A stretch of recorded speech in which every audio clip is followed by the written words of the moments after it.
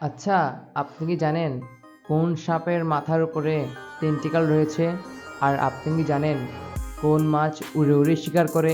So আজকে আমরা এমন ৫টি অদ্ভুত সাপ নিয়ে কথা বলবো যা হয়তো পৃথিবীতে খুব কম সংখ্যকই রয়েছে এবং এগুলো দেখা খুব মুশকিল। এর মধ্যে এমন একটা সাপ রয়েছে যার লেজ দেখতে পুরোপুরি মাকড়সার মতো। কথা না বাড়িয়ে চলুন শুরু করি। Number 1, tentacled snake. দক্ষিণ পূর্ব এশিয়ার স্থানীয় এই জলজ সাপের থুতনিতে দুটি টেন্টিকল রয়েছে। এই অনন্য উপাঙ্গগুলি আসলে অত্যন্ত সংবেদনশীল মেকানোরিসেপ্টর, যা সাপকে পানির নিচে শিকার করতে সহায়তা করে।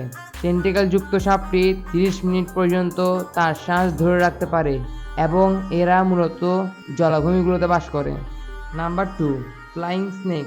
এদের নাম ফ্লাইং স্নেক হলেও এরা আসলে উড়ে না। পরিবর্তে তারা তাদের হালকা পেশিবহুল দেহ ব্যবহার করে গাছ থেকে গাছে গ্লাইড করে। তারা গাছে চড়ে এবং তারপরে বাতাসে নিজেকে ঠেলে নিকটবর্তী শাখায় ঝাঁপিয়ে পড়ে। নাম্বার 3, লিফ নোজড স্নেক, যার অর্থ পাতা নাকযুক্ত সাপ। মাদাগাস্কারের রেন ফরেস্টে এই সাপটিকে পাওয়া যায়।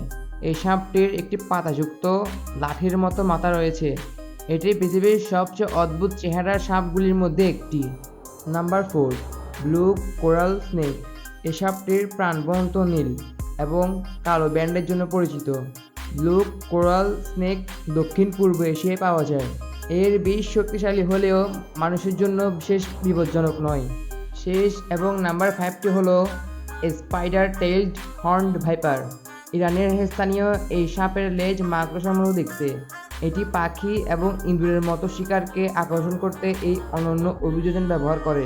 আপনি যদি পৃথিবীর 5টি দামি খাবার সম্পর্কে জানতে চান তাহলে আমার এই ভিডিওটি দেখে আসুন। আর হ্যাঁ, এরপরে কোন বিষয়ের উপর ভিডিও বানাবো অবশ্যই কমেন্ট করুন। ধন্যবাদ।